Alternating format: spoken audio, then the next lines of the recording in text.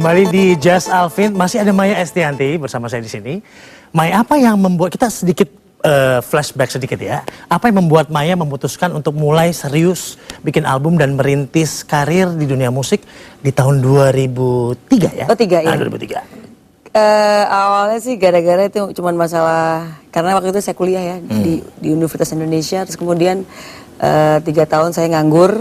Saya benar-benar yang ketika saya dengan Mas Dhani menikah, disuruh diam ya diam aja gitu loh. Maksudnya ya udah rumah tangga, dan tapi aku juga ikut Mas Dhani kemana-mana gitu kan, dia tur-tur Dewa segala macam. Bahkan Maya juga sempat jadi ini ya, ikut main. Ikut Ahmad Band juga, sempat main keyboard ya kan. Terus kemudian sempat yang ada masalah peristiwa segala macam yang membuat saya nggak bisa stuck di sini. Saya mau kerja gitu loh. Terus itu kapan? Itu tahun 98. Oh ya kemarin ya, 98 ya. Ya. Tapi seberapa besar sih Maya kalau boleh saya tanya tentang pengaruh seorang Ahmad Dhani ya di awal karir Maya sendiri? Ya dia itu guru. Dia guru, karena memang pada awalnya waktu dulu aku memang bisa ngarang lagu ya. Tapi tidak tahu bagaimana cara mengaransemen musik ya kan. Tidak tahu bagaimana bisnis musik, industri musik nggak tahu ya kan. Kemudian aku juga termasuk yang misalnya Dewa manggung kemana-mana, ikut di belakang panggung, ikut nge-backing vokal di mana-mana. Buat aku tuh pengalaman, ibaratnya aku magang dengan seorang Ahmad Dhani gitu kan. Apa dia juga ikut menentukan awal-awal format ataupun formula dari Ratu pas terbentuk atau gimana? Jadi misalnya gini, waktu itu kan aku kan lagi, kalau kita compare ya, seberapa jauh peran Maya dan Dhani dalam formasi Ratu? Jadi itu dia mensupport aku misalnya, aku mau kerja, pokoknya aku harus kerja gitu kan. Akhirnya dia tanya, aku tanya mau kerja di kantor, mau kerja di sini. Dia mengizinkan aku untuk kerja di musik. Oke, akhirnya kerja di musik. Tapi aku bilang, terus gimana, saya pengen nyanyi dong, gue kan gak bisa nyanyi. Itu kasarnya waktu itu di situ ya. Terus akhirnya cari aja partner gitu. Akhirnya aku cari partner ya kan, ketemulah Pinkan gitu. Ketika aku ketemu Pinkan, aku kelonongan dulu sama Mas Dhani. Ini ada calonku ini, oke nggak kamu? Oke, ya udah akhirnya Pinkan masuk. Begitu juga dengan Mulan. Aku ketemu cari dulu, ketemu si waktu itu sih masih Bulan.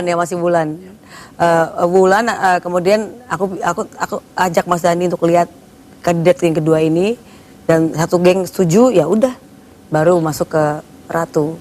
Pian, kalau saya tanya ya, dari semua hits yang pernah Maya buat ya, kira-kira yang mana yang menggambarkan pengalaman kisah nyata penciptanya? Laguku. EGP, emang gue pikirin. Ya itu yang lagi kasus waktu itu. Jadi benar-benar yang aku kayaknya terlalu kena konflik, akunya sendiri juga stres ya kan. Yang pada akhirnya apa yang membuat aku akhirnya bisa keluar lagi dari stres itu ya akhirnya ya EGP udah. Bodo amat deh omongan orang, serah mau ngomong apa. Yang penting aku tapi memang itu tercipta pada saat itu ya? Saat itu. Saat itu. Kita mau tahu lebih jauh lagi tentang seorang Maya Estianty, kita akan saksikan sama-sama yang berikut ini.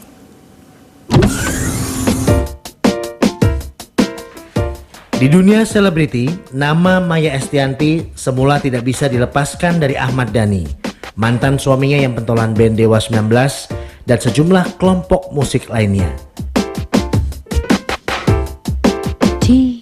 Anak kelima dari 6 bersaudara kelahiran Surabaya 33 tahun silam ini bertemu di kota yang sama ketika dua-duanya di bangku SMP yang berlanjut ke masa pacaran di SMA.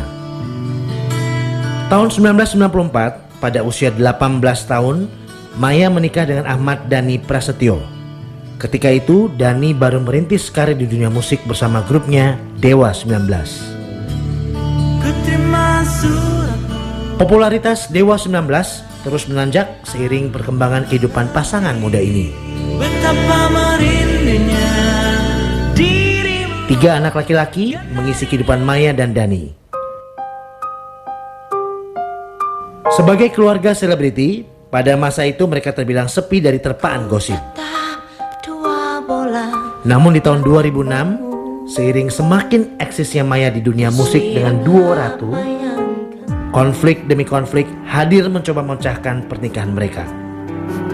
Maya mengungkap isyarat ada orang ketiga dan aksi kekerasan terhadap dirinya. September 2008, menjelang ulang tahun ke-12 usia pernikahan, berakhir sudah pernikahan Maya dan Dhani. Sebelumnya, berbagai upaya mediasi digelar untuk menyelesaikan persengketaan hak asuh anak. Blog pribadi menjadi pilihan Maya untuk mengungkap isi hati terdalam yang tidak mudah tersampaikan. Mai, cantik ya, masih muda, punya talenta, tapi kenapa memilih menikah di usia 18? Pasti ini udah siap secara mental, bukan mental juga ya. Pokoknya aku yakin aja dia bakal jadi suamiku ya.